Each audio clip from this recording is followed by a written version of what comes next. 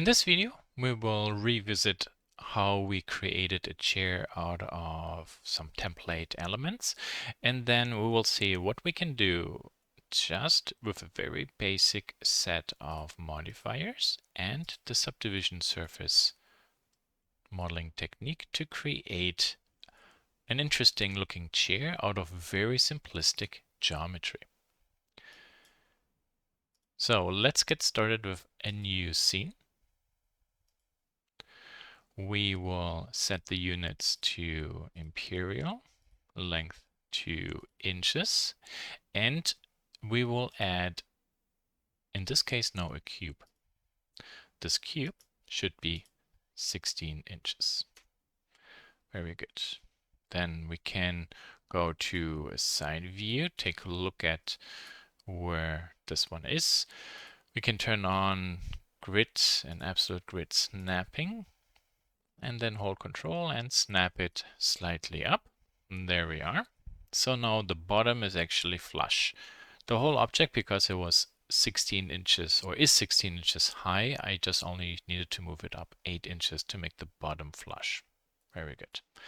Okay, so let's take a look at what we can do now. We go to edit mode. We decide where it would be our back. The back here, I decide is there. I select the two edges, X, delete edges. Select this edge, then E and Z, and type in 16. So we extrude this up along the Z axis by 16 inches. Very good. So this face I would like to rotate. So I could select the face, go to rotate, rotate this by 5 degrees. The problem is that, well, then this face gets changed too. So I can't really rotate the whole face. Let's undo. What I want to do is this edge, I want to rotate around this edge. How can I do this? Very easily. And that is where this active element pivot point for transformation comes in super handy. So I select this edge, hold Shift and select this edge. You see how the rotation widget switched now down to there. So these two I will rotate, but I will rotate it around the last selected object. There, rotate 5 degrees. So now this is actually 95. Let's make this 10. So it's 100 degrees. Yeah, that's nice. Okay, the bottom part we sit on, I would like to rotate down 5 degrees, and the backrest I want to come with it. So I select this, this, and this with Shift and left mouse button, and then this whole shebang I rotate by 5 degrees. Very good. Yeah, because I put this backrest here a little bit rotated, I want to select this and maybe move this over by another 3, maybe 2 inches. Okay. I want to give this a little bit more of, how could I say that? A little bit more of a bigger base. So with the center of gravity being more here, this will be nice and stable. Or maybe a 1 inch. Okay, good. So this is my template.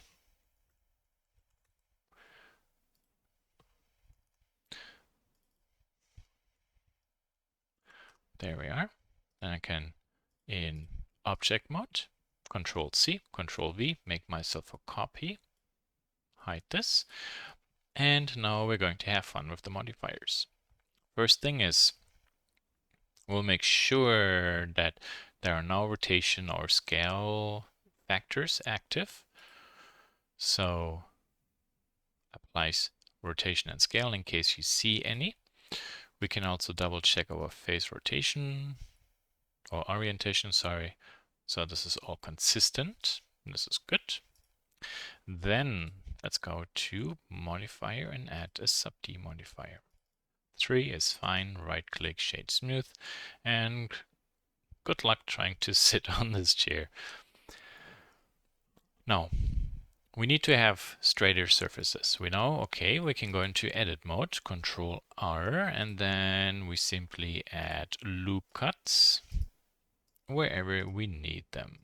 Yeah, that works, but it's also a pretty labor-intensive task. And when I want to rotate, for example, the backrest, I would have to make sure that I select all edges so that I rotate everything together. So let's undo all our steps till we are back to here, and I show you a better process. We will straighten these edges simply by giving them a bevel weight. So this, and this edge we select. We give this a mean bevel weight. Modifier, bevel. Method is weight. And there is something going on there, as you can see. So this is not really the result I'm envisioning. So what's wrong here? Nothing is really wrong. This is actually logical. We take the basic geometry, then we subdivide it, and then the result we straighten. We bevel. Well, the order simply is wrong. So bevel goes to here first, and then this we subdivide. Bevel is also really big. 2 inches. Now that might be better. Okay.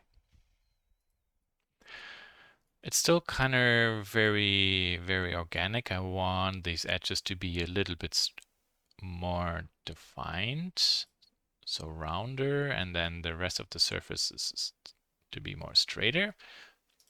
Maybe a segment of 3 is fine, and maybe make this the bevel radius 3 inches, profile maybe 0.6 to give this a nicer flow. Okay, good. Then we can give this end result a solidify modifier, 0.25, complex, and under normal we turn on the auto smooth, so these sharp edges will be rendered sharp. Okay, so as you can see, the advantage of the bevel modifier is I can have more control. I can turn this simply off and on. I can adjust the radius. So it's much easier than just adding loop cuts. I still want to add, I still need to add a loop cut to define the cross-section profile more. So Control R, left click, and then right click.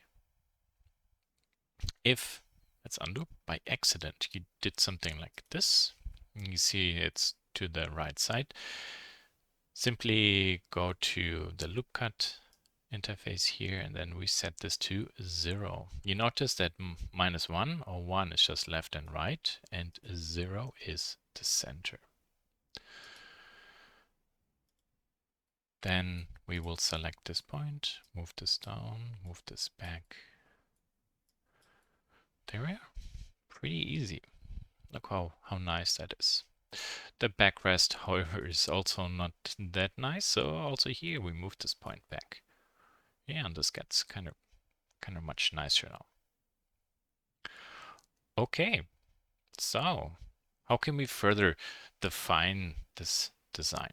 Here I will select these points, E and Z, and how much do we go up? Maybe by 3.25 inches. And then I will select these points, and also here give this a bevel weight of 1. So I went up 3.5 because hold on 1 second, let me turn all the stuff off. You see the bevel command itself is 3. So I want to have a small strip here on top where the bevel command then stops, and then I have the object end. Good. So we have rounded edges. That is not what I want. So I can select just these edges, and then I will add a mean crease. So this creasing that works for the subdivision, and the bevel that works for the bevel modifier. And when I do this at 1, it's nice and tight. Maybe here, this rounding, I want to be tighter, so I can select these 4 edges, and also here then play with this. So maybe a 0.25. That is good. Better than 0. I get a little bit of a tessellation there. That is normal. So maybe 0.5. Okay, you see, this is not super ideal with this point. But for where we are right now, that is okay for a visualization purpose, or in case we are very particular about this and we just don't want this detail to be there, then in this case here, so these edges we will select and turn the crease to 0. Why do we actually also have this element? You see here, this particular edge that will stick out at one point will here be in this corner. So that's kind of like the creased edge. What we can do instead, in this case now, is add a loop cut and then add the loop cut. Slide it up, and you see how this straightens the edge. This is then actually nicer. Okay.